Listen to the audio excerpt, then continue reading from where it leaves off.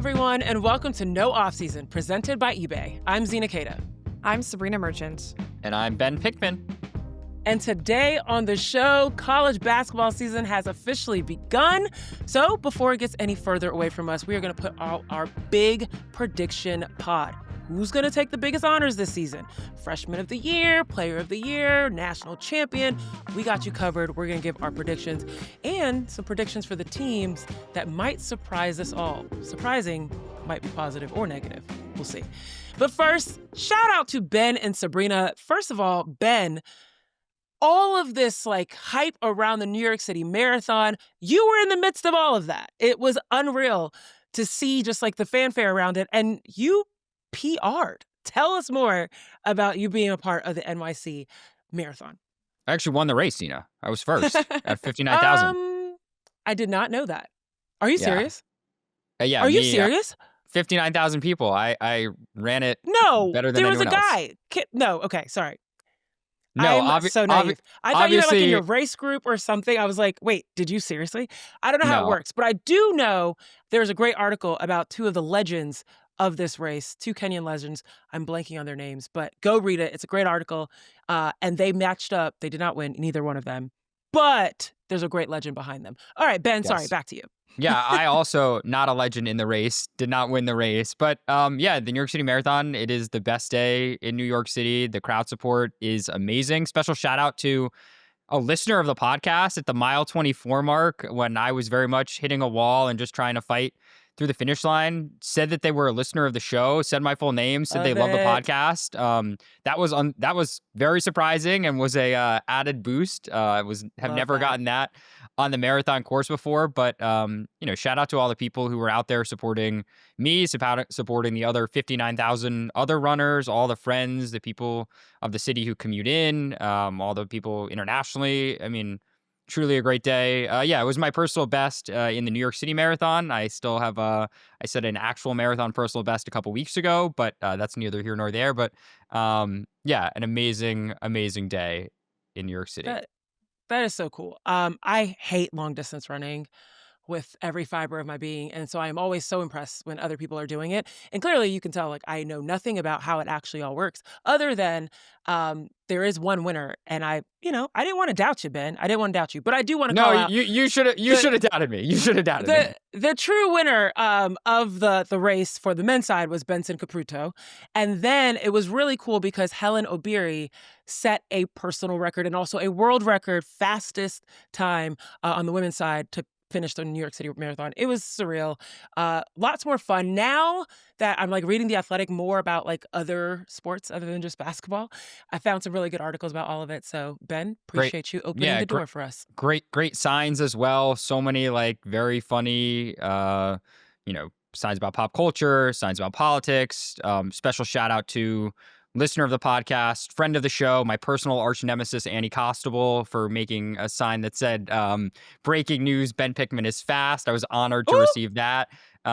So, yeah. Annie, well done. Well done.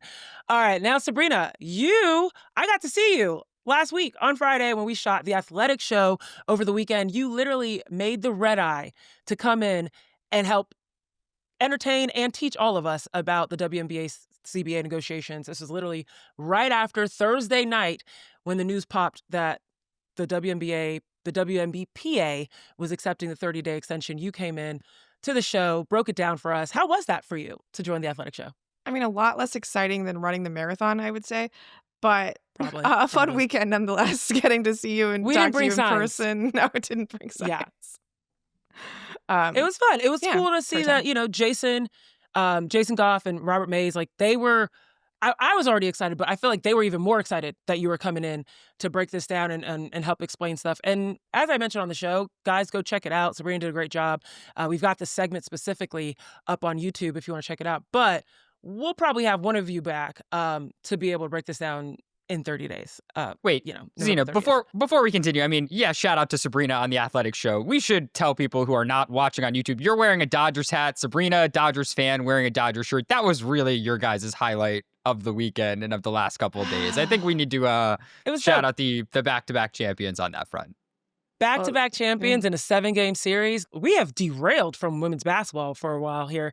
But hey, we're giving love to people. Exactly. It's all sports. We're giving love to people that earned it. And shout out to the Dodgers and also really shout out to the Toronto Blue Jays. Like, people's stress levels were high this week, okay? And it was due to this series just being crazy. I saw so many Instagram reels and TikToks of people basically throwing candy at folks on Halloween because they just could not be bothered by the event as the Game 6 was happening. It was surreal. And then Game 7, of course, I don't know. Sabreena, you're a bigger fan. I'm a fan by association. What was your favorite part of the series? Favorite part of the series? Jeez. It has to be the Andy Pajes catch at the bottom of the 9th in Game 7. Oh. Trucking over Kike Hernandez, coming in as a defensive replacement, 2 plays earlier. Just manning center field, doing what you got to do. Yep. I think he was in a 4 for 50 hitting slump, came in, made the biggest play of the series, arguably. So, yeah, just really cool. Baseball, we talk about this every sport that every player on the team matters. I feel like it's the truest in baseball. Literally every player on the team had something to do, some part to play. Full 26-man roster contributions. It's a very cool feeling. No team in LA is loved quite like the Dodgers. So it's cool just to be in the city when things like these are happening. The 18-inning game.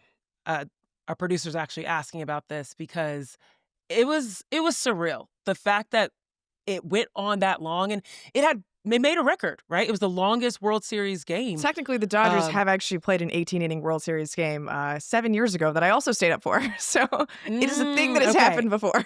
Okay. So it had happened before. I don't know if the time elapsed. They said it was a record from that perspective, but again, stress levels were high. Shout out to the World Series champions back-to-back. Yoshinobu Yamamoto, that probably him crying at the end, being hugged by his coaches. I'm a Cancer, y'all. I'm very sentimental, but that was really special to be able to see. Okay, guys, we are very off track right now because women's college hoops is here, and we got to talk about our predictions.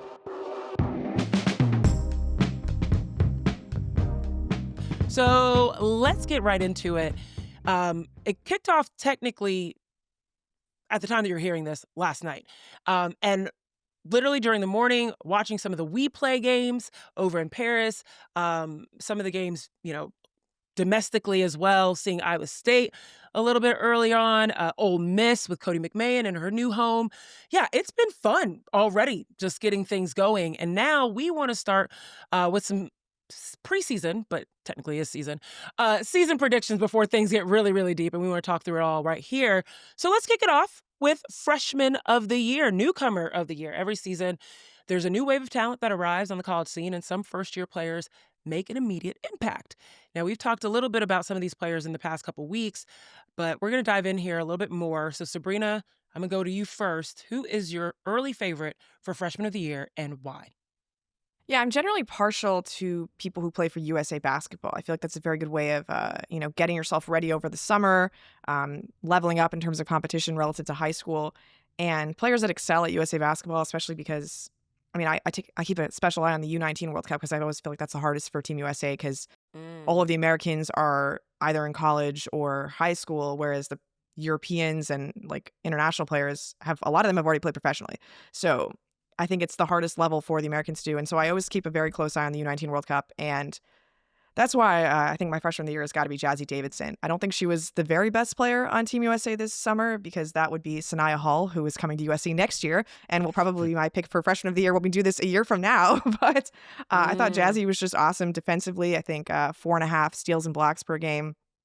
Nearly 4 assists per game, just looked super comfortable and smooth on the court. And she's going to have a real opportunity to do a lot at USC. The only real returner from that rotation is Kennedy Smith. So there's a lot of shot opportunities, a lot of playmaking opportunities. She had a bit of an illness that kept her out of some practices, of late for USC. So she's still sort of coming back. I wouldn't expect her to have a Juju Watkins debut like she did against Ohio State 2 years ago. But I think just the body of work that she'll be able to put up for USC, a team that really has a chip on its shoulder again because of, all of the absences and all of the departures. But I think Jazzy's just so confident, so smooth, and has just an excellent body of work already against the highest levels of competition. I think she would be not my runaway pick for freshman of the year, but right now my pick for freshman of the year.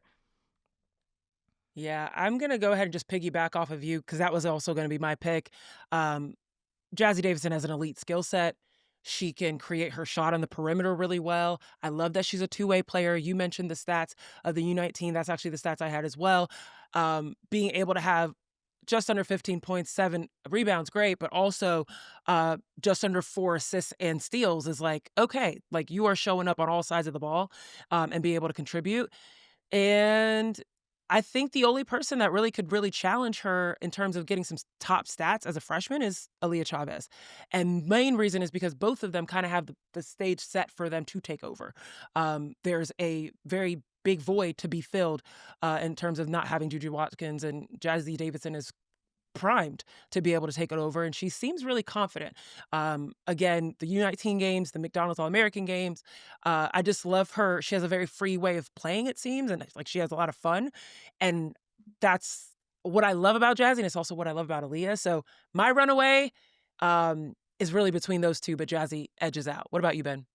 Yeah, I mean, I'll make this a clean sweep for a lot of the reasons that you Oh, talked about. I do think opportunity is a really big thing here, right? That she is a player of pedigree, as you both have said, and will have a lot of opportunity to have, not only important defensive assignments, but to have the basketball in her hand. I mean, Sabreena mentioned, and you mentioned it too, Zena, the Team USA performance. I mean, in 3 of their 4 elimination games, she had 18, 15, and 21 in their final 3 rounds that really took home that title. And so, yeah, I think she's well positioned to be the front runner for freshman of the year on the Chavez case. Like, I think that's a really good call out. I think one of the things that'll be really interesting is those two programs kind of in different situations this year heading into the season, right? USC, I think with Juju Watkins out, with some of the turnover that they've had more broadly, yeah, they've been an Elite Eight, Final Four contender the past couple years, but I don't think people have that expectation for them this year just without Watkins on the court. Whereas Oklahoma has the potential to be, a riser, a legitimate potential Final Four, Elite Eight team. And we've seen last year they make the Sweet 16. And so, Aaliyah Chavez is going into a winning situation. You have someone like Reagan Beers, who has been an All-American before, who could be one of the best centers in the country. You have proven players around her, veteran, experienced players, right? Sahara Williams, you have, among others. You have Peyton Verhulst. Like, you just have other people who have been experienced in the college game. You have a coach in Jenny Branchek, who one of the best offensive minds, highly regarded for what she can do. So I'm not sure that Aaliyah Chavez is going to get the counting stats just because there is a lot to go around, and maybe that hurts her. But I do think Oklahoma will be in a better case in terms of overall record and maybe ranking by year's end. And maybe that does end up boosting her case when we end up mm. deciding these awards in a couple months down the road. Yeah, if we can find, if Aaliyah Chavez and Reagan Beers can get like this point guard big duo going, I mean, Aaliyah Chavez averaged like 7 assists in high school. Again, yes, we know it's high school, but she is a playmaker. She is swaggy with the ball.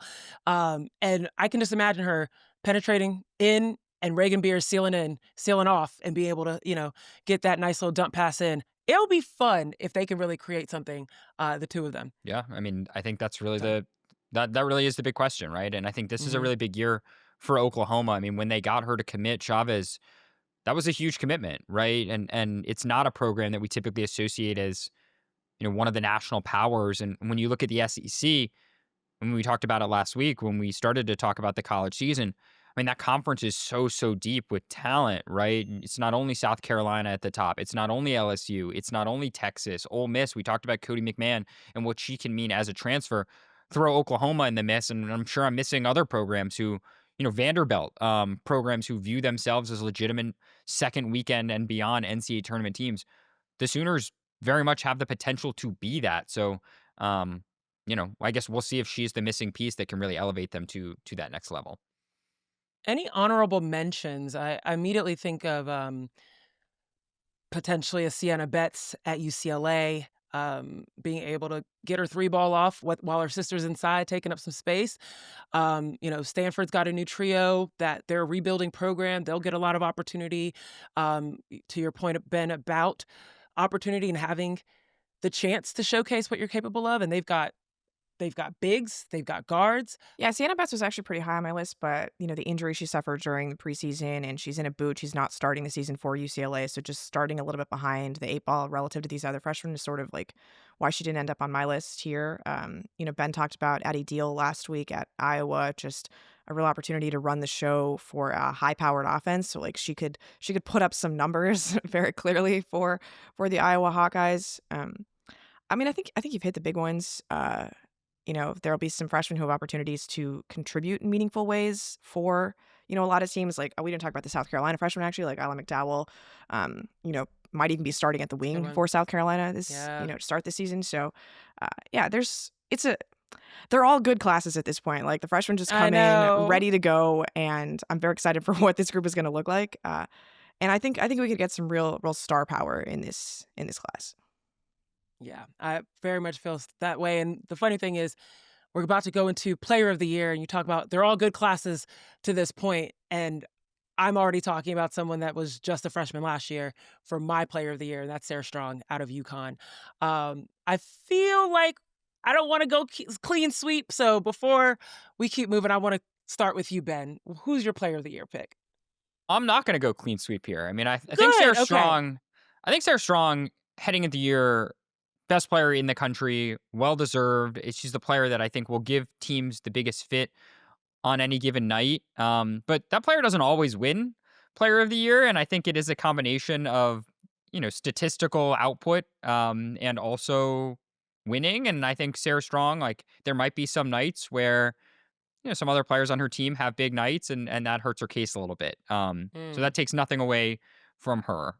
All of which is to say, I'm going to go off the board. Well, not really off the board. I'm just going to take Hannah Hidalgo of Notre Dame to finally be the Player of the Year, a player who has very much been in the conversation for this award the past couple of years. Her freshman and sophomore season, she was first team AP All-American in both of those years. She's been a coach's All-American in both of those years. She has won ACC Player of the Year last year and was first team in both of her first 2 years. And with Olivia Miles no longer a part of the program, the keys to the program very much are in Hannah Hidalgo's hands. And we know that on both ends of the floor, she can really be a disruptive player. Last year, she's scoring, 24 points per game, 3.5 assists, 3.5 steals, 40% from three. Like, she is a pest beyond pests on the court, and we have seen her excel. And yeah, Notre Dame has had a bunch of roster turnover this year, but there's no reason to suggest that she will take a step back. And so if she's able to elevate her game even more, she's going to have the counting stats. She's going to compete. And if they win a little bit, I think there's a really strong case to be made for her to be Player of the Year. I love this pick. I like this pick. I do too, yeah. All those Sabreena, accolades didn't even mention that Hidalgo is a 2-time ACC Defensive Player of the Year too. Yeah. Right. Yeah. Okay, Sabreena, I want to turn to you. Are you on the Hidalgo train? I'm not. This came down to 2 players for me, between Sarah Strong and Lauren Betts, who, UCLA was the number 1 team in the country for most of the year last season. Lauren Betts is quite clearly the best player on that team. I just thought her efficiency last year, the way she just dominated the ball in so many situations, an excellent defensive player. She was Big Ten Defensive Player of the Year last year, probably the favorite for Big Ten Player of the Year this season.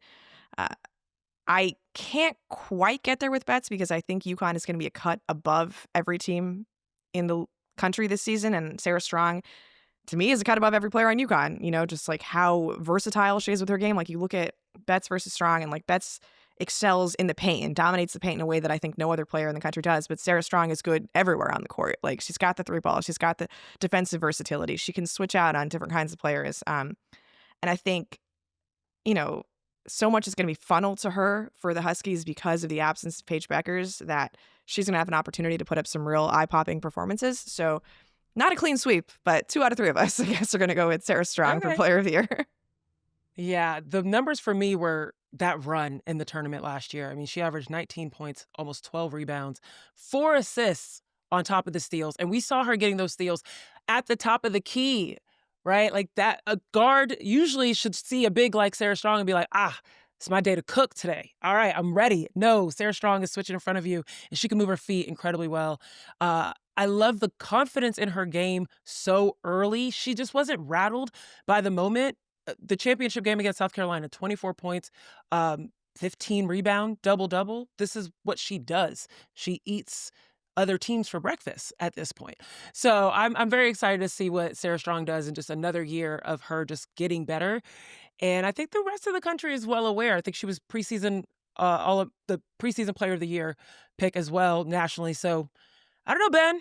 Hannah got some work to do, but I definitely think that she's not too far off. I agree with you. I have no negative things to say about the Sarah Strong case. I'm not going to Yeah, disparage her. I'm not going to disparage not at all. UConn. I'm not going to, say that Sarah Strong will not be the National Player of the Year. I just think, sometimes the best player isn't always the National Player of the Year. Sometimes Can you give me an I'm trying example of not- that, Ben?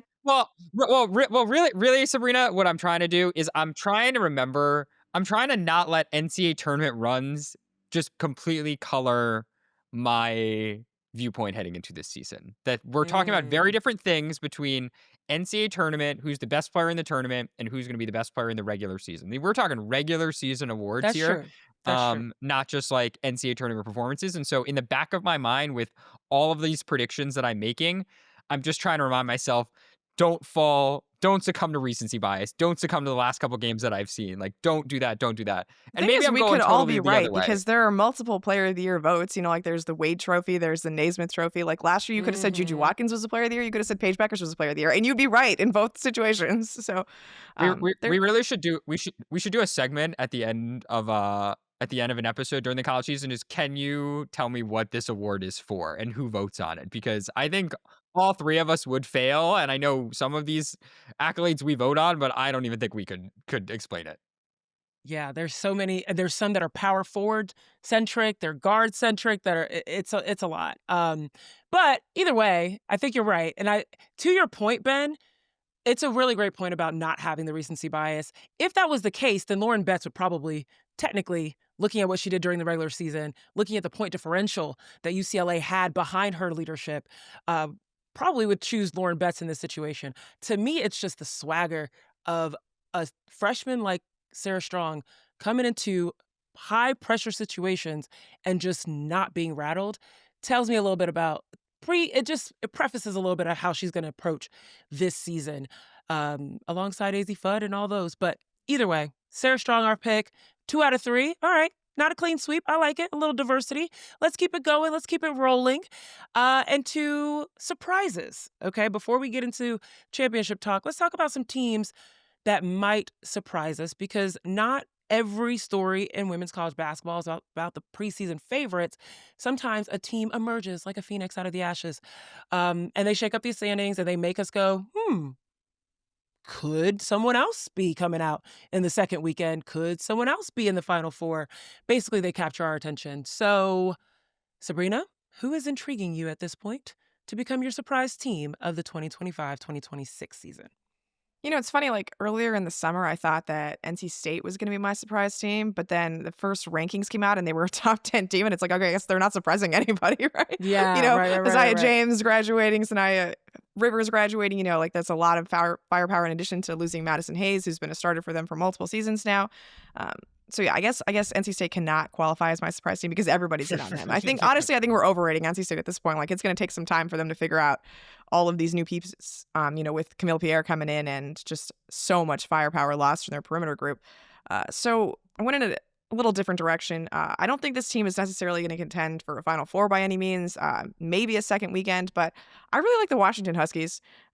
I look at all of the players that they're returning, with Hannah Steins and Ella Dean and Savia Sellers, and it's a lot of firepower in the guard group. They've just gotten consistently better every season, with Tina Langley there. The loss of Delia Daniels makes me a little concerned about what they're going to do with their post group, but I like the Michigan transfer who just came in. I don't want to butcher her name, but Yulia Gravoskaya, I think is how you pronounce her name. They were just in so many Big Ten games last year that they just lost by a couple possessions, whether that was to UCLA, USC, Maryland, Ohio State. And I just feel like they're so close to making a big step here. I don't know if that's going to come this season or if it's going to come next season, but I really think this is a team that can make some noise in the Big Ten at the very least. And they have so much continuity coming back. You've got Avery Howell coming in too, just adds a little bit more pop on the wing. So yeah, I like a lot of their versatility in the guard group, a lot of their pieces coming together. And I think Tina Langley's just an awesome head coach. And yeah, I think this is a team that should be ranked, honestly, right now, and probably could get into like that 15-16 range at some point during the season. Okay, I like this. They're definitely going to be bringing some, front court action and presence for them. But yeah, I don't know if I'm looking at this the right way, because I would have gone with NC State in the sense of they're not surprising anyone. Yes, they're top 25, but they could surprise us in terms of finding their way to the Final Four, right? So I wouldn't discount. Is it that surprising for a preseason top 10 team to make the Final Four? That's a good question. Looking at the ways that number 1 seeds have played out, right? Number 1 and number 2 seeds have played out going into the Final Four. Would you say that NC State is going to be a number 1 and number 2 seed? I mean, they're number 9. They could easily be a number 2 seed, right? Okay. All right. I'm thinking mainly that they probably won't be a number 1 and number 2 seed, and that's typically what we've seen end up in the Final Four.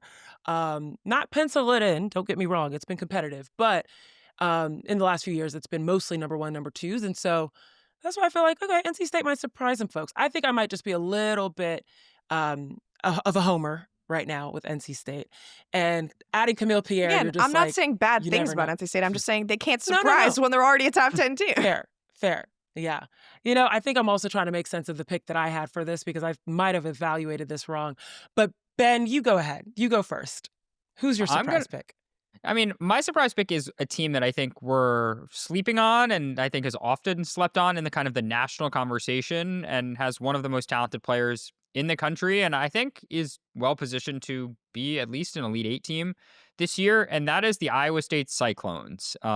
Yes, they are a top 20 team in the country, so we're not going totally off the board here with like huge shocker, but Audie Crooks in the middle of everything that Iowa State does, averaging 23 and 7.5 last year. Crooks and Addie Brown, her front court partner, they are actually the highest scoring returning duo in NCAA Division I college basketball from last year to this year, averaging nearly 39 points combined, which I think is pretty impressive.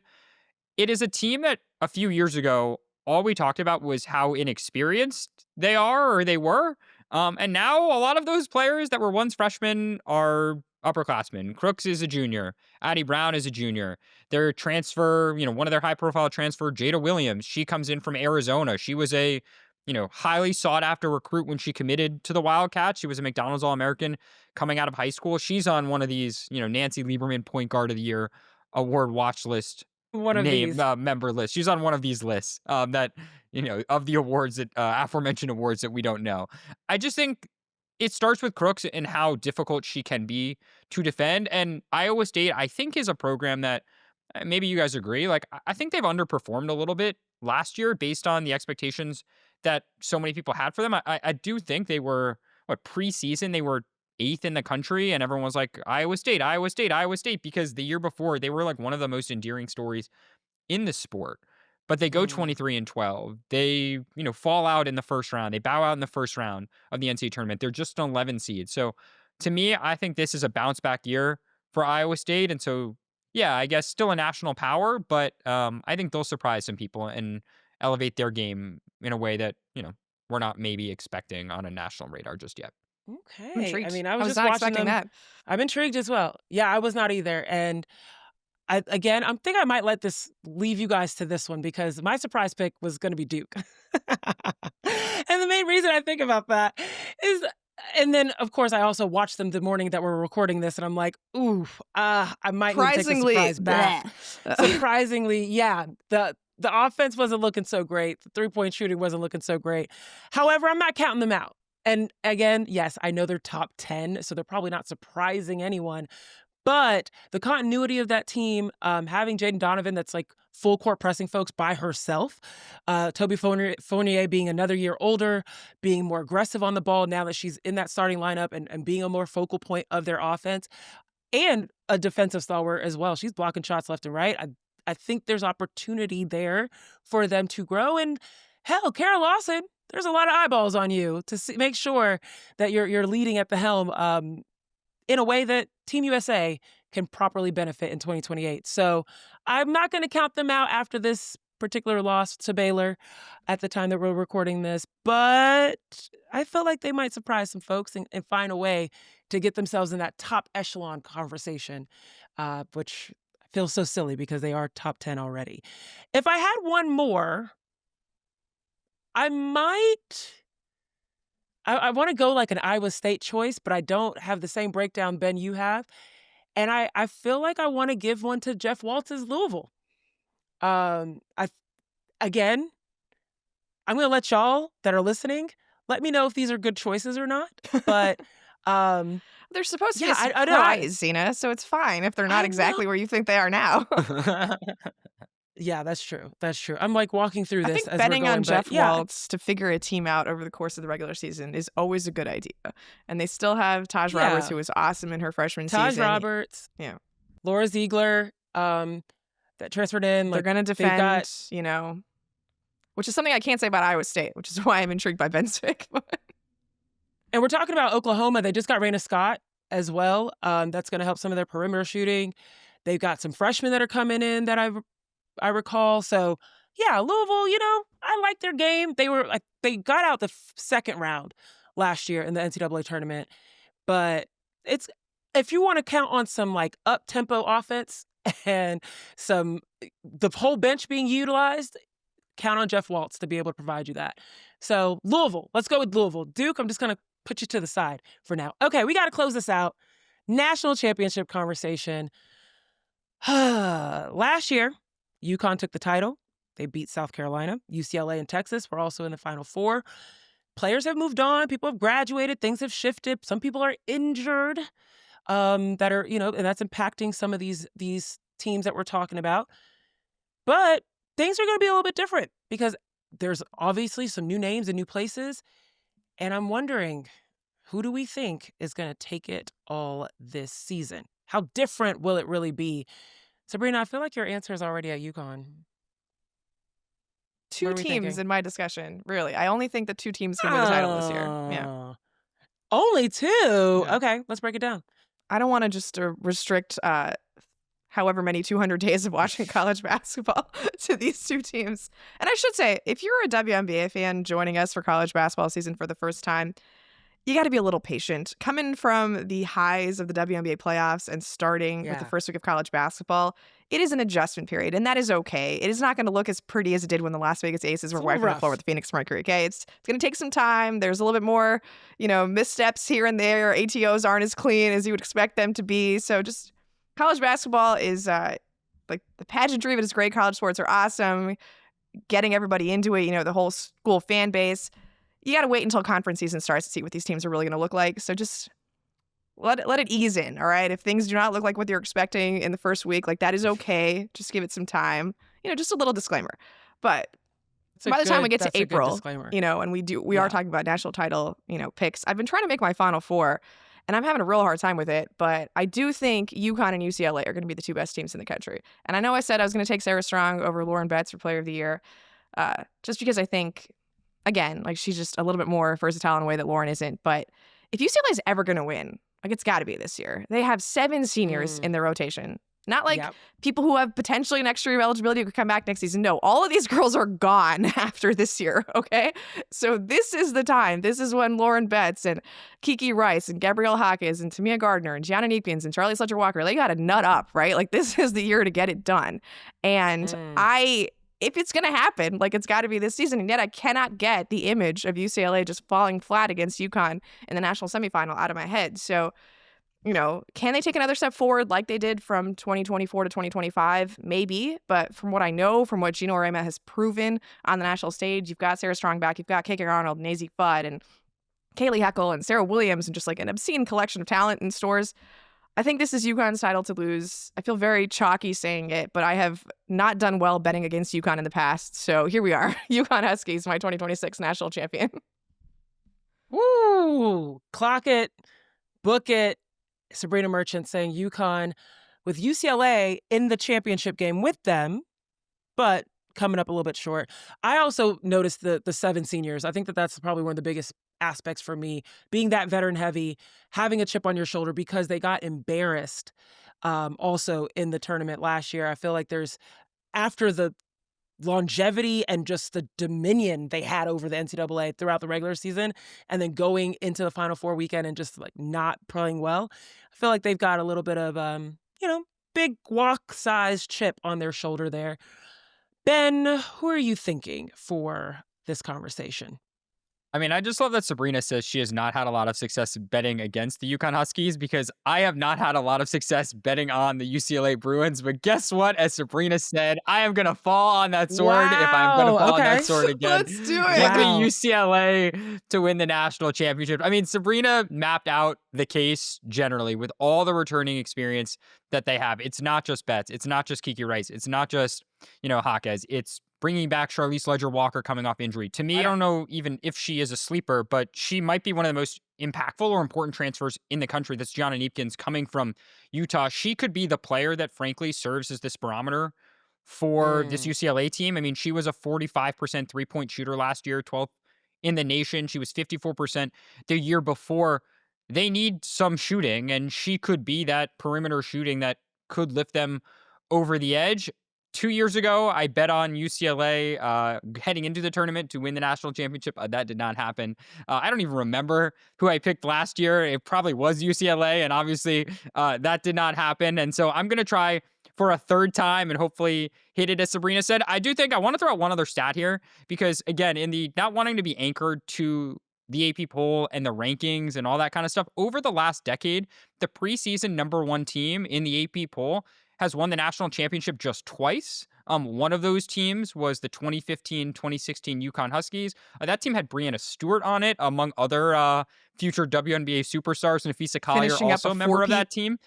Yeah, exactly. So kind of an exception to the rule team. Who knows? Maybe we see this UConn team have that kind of legacy. But it is rare, relatively rare, for the number one team at the start of the season to go on to win the championship. Now, it is also rare for a team outside the top 5 in the preseason AP poll to go on to win the national championship. That has only happened 3 times over the last decade. So, you're kind of, Sabreena says she only believes 2 teams can win the national championship. History would suggest that maybe that is a little bit of a smaller number, but you kind of have to be looking at South Carolina, at UConn, at Texas, at UCLA, and LSU, and that kind of seems like the inner circle, fairly so, heading into the season.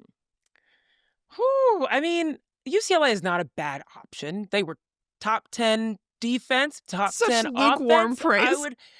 They're not bad of a pick. And I also am like, I'm thinking UConn, but I ain't gonna lie to you. I messed up. I messed up during the WNBA season. You know why? Because I felt it in my soul not to bet against the Las Vegas Aces. And I didn't. I went against my own thoughts around the Las Vegas Aces and A'ja Wilson in particular. And I went with Phoenix in 7. Whew, was I wrong in that. Now, don't worry, Zena, we were all time wrong. around, I'm not letting that happen to me. Yeah, no, it's fine. It's fine, right? But I knew A'ja Wilson wouldn't let me down. And I feel the same way about A'ja Wilson. Dawn Staley.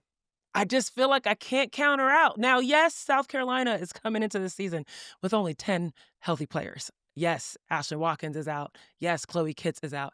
But what I remember last year is when Joyce Edwards got a little bit more leeway, she stepped up and she was big. And Joyce Edwards is going to have that opportunity to fill in the void of Kitts and Watkins being out.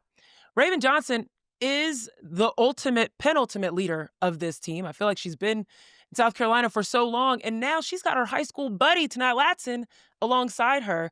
This backcourt could be a lot of fun. And if you guys read this recent article about Tanai Latson, I am blanking at what publication it was, but Tanai Latson sharing... Oh, go ahead, Ben. It's Sports Illustrated, our friend of the podcast, okay. Michael Rosenberg. Thank you. Michael Rosenberg did a deep dive on Tanai Latson, and when you get the gist of what she was saying, she was just kind of like, my first few years, I was coasting. I was just good, but I didn't have to work that hard. Well, guess what? Of course, we know Brooke Wyckoff worked her in Florida State, but she always played the same role for the last few years. Tanaya Latson did. Now, at South Carolina, she's going to have to reinvent herself. And reinvent herself, not necessarily change the fact that she was the top scorer in the country last year, but a little bit more two-way game, right? There's a standard and a pedigree that she's going to have to buy into, I think, to be a part of South Carolina. And that's why I just can't count them out. So I'm going to go completely off the UConn, the U's trail here, and I'm going to go with South Carolina. Well, that is still a USC of sorts, a different USC. Technically, of sorts. I do appreciate, I think Joyce Edwards, like, we should spend another minute talking about her because I think she is one of those players around the country, like, heading into last year, she was one of the top freshmen, and I think it wouldn't have been unreasonable to pick her for freshman of the year heading into Absolutely. The season last year. And we saw her be really, really productive. I mean, she was South Carolina's leading scorer despite coming off the bench the entire season. You mentioned it, no Chloe Kitts because of injury, no Ashlyn Watkins because of injury. She, of all these, the players we've talked about, she is someone who, like, breakout potential national breakout star. She could very well be that player by the end of the season because she is going to be so important to everything they do in South Carolina's front court, which depth has for so long been a strength of that program. They don't have the same depth overall that they've had in past years. And so, I'm curious, like, we know Dawn Staley traditionally will keep minutes totals relatively low for her star players compared to other stars around the country. Joyce Edwards last year, she played just 21 minutes per game. Does that number rise to 32, 33? I think I threw the stat out last year, like, one or two players over the last 10 years at South Carolina has averaged more than 30 minutes per game, and one of them is A'ja Wilson. Like, Joyce Edwards could be that player, and if she is, and she stars, like, the ceiling of that team could be very, very high. Higher than I think even a lot of people are expecting, and I guess, maybe that's their preseason number 2, so I guess there's high expectations, but, like, she could be the difference. There you go. Okay. I feel like we've got good representation here. Different pockets of the country. I think the middle of the country is going to be pretty upset with us in terms of trying to figure out, hold on, where are we at in this conversation? Ben gave a lot of love to Oklahoma and Iowa State. He did. There you go. We talked about the Big Ten, which does not include the middle of the country, but right. Well, the way these conferences are aligned, we're a little bit everywhere anyways. But just want to hear you guys that are listening. Did we get this right? Are we thinking about this the right way? Are there players we're forgetting about? Coaches that we're forgetting about? Approaches, and I did not mean to rhyme that just now, but approaches to the game and this whole transfer portal and aligning the right people on a roster to be able to battle in the NCAA tournament? Let us know. We want to know what you guys think about these preseason picks.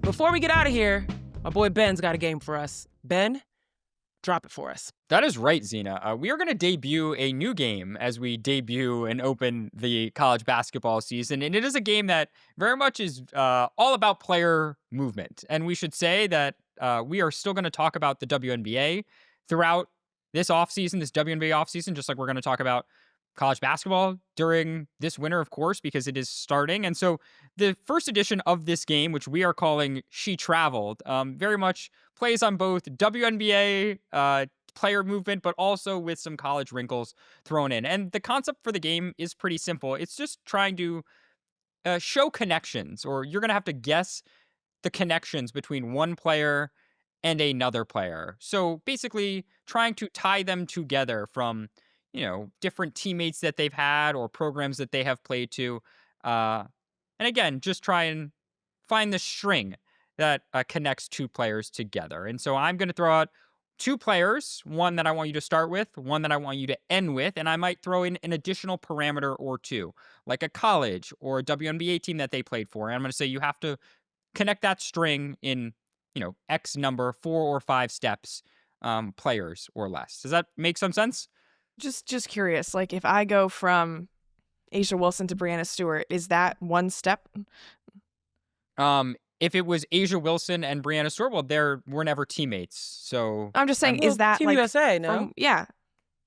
Oh, I was gonna say, okay, I'll specify when it's a Team USA allowed. I thought about it, especially for this edition. No Team USA. I was focused more on WNBA and college. Okay. I guess just what I mean to say is if there's like a one link in between them, like if we go from like Asia Wilson to Kia Stokes to Breanna Stewart, is that one step or is that two steps? We'll say that's one step. Yeah, that is one step. And that is a good example, right? If I were to just say Asia Wilson to Breanna Stewart in less than 2 steps, you would say Kia Stokes, and you would win because Asia Wilson played with Kia Stokes, who played with Breanna Stewart in college. Sound good? Great. Sounds good. All right. So the first round here, we have a WNBA to former WNBA player turned WNBA coach edition. I'm asking for Caitlin Clark to Breon January. Love that. And I am asking that one of the steps involves a player from the Iowa Hawkeyes. God. Okay, so you need an Iowa Hawkeye, and you need to do this in fewer than three steps or fewer. So I'll play it back. Caitlin Clark to Breon January using an Iowa Hawkeye, and you have, we'll say 3 or 4 steps. We'll give you the max. You can do this certainly in 3, probably less. And you can't have players that were coached by Breon. No, because then you would just already have Caitlin Clark to Breon January. Exactly. right, of course. This is player Breon January. Exactly. Just wanted to make sure. Okay. I was like, okay, so Breon January as a coach, Indiana, but Seattle.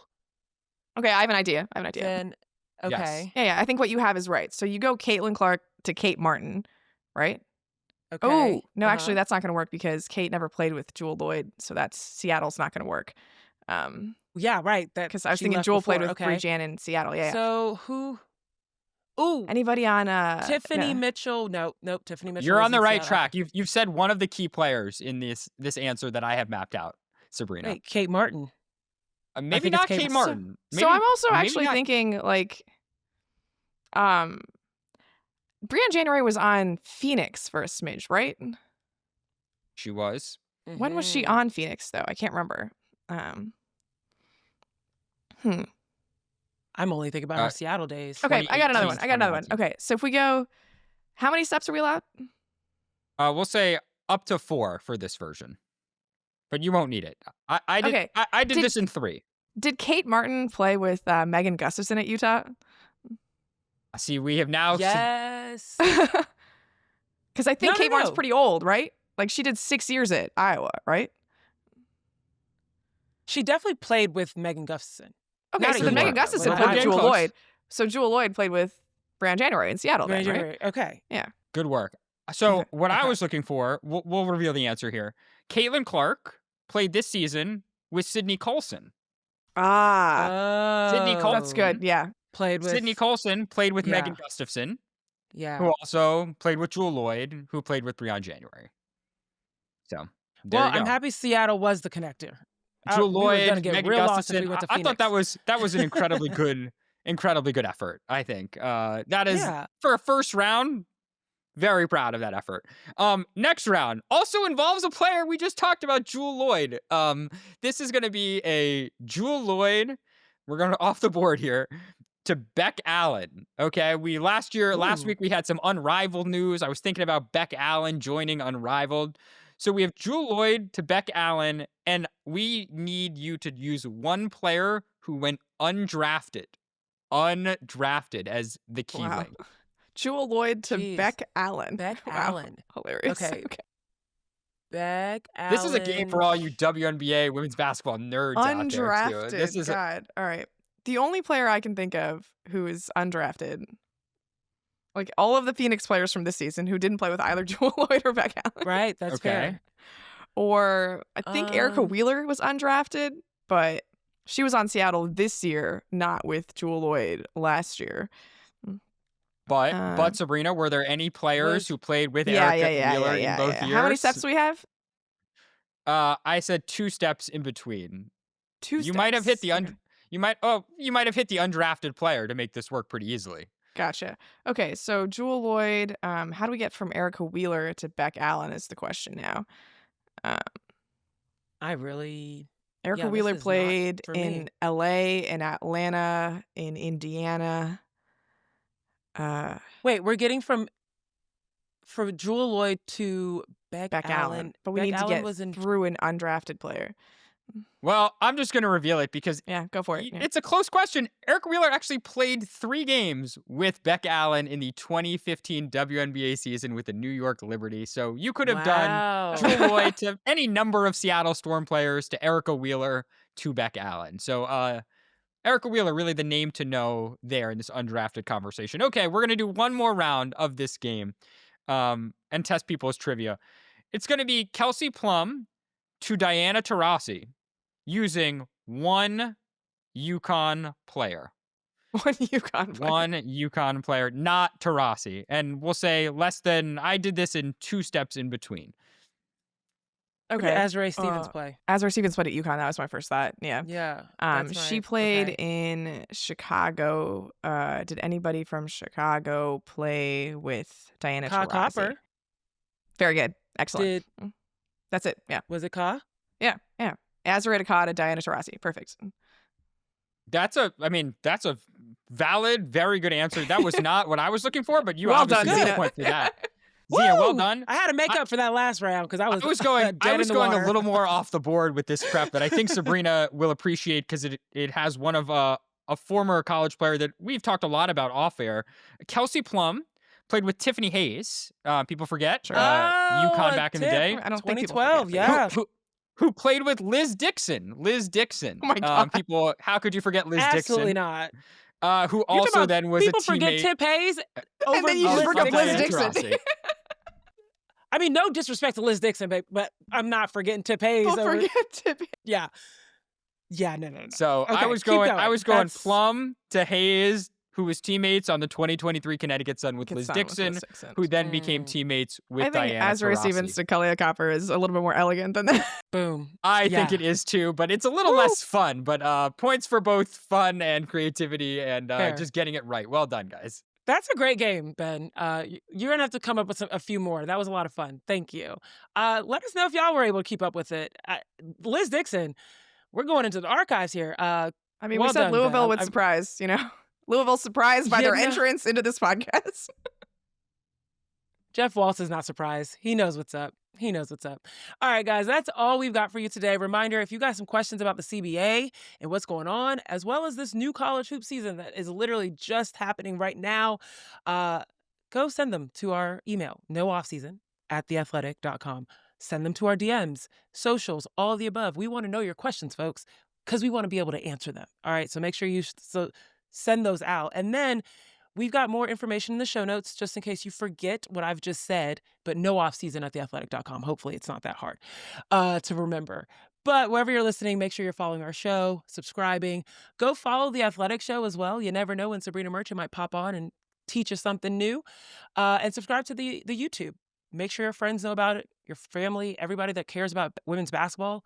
This is the pod they need to be on. I just told my vet this morning about the pod. She was really excited to hear about it. So do your job, y'all. Do your job. And of course, head on over to our partner, the Yahoo Sports Hub, for more content. That's sports.yahoo.com/women's-sports. We have derailed today, but it was a great sports conversation. On behalf of The Athletic, Ben Pickman, Sabreena Merchant, I'm Zena Cada, thanking you for listening, and we will see you next time. Thanks for tuning in to No Offseason. To hear more, be sure to like and subscribe. We drop new episodes every Tuesday and Friday.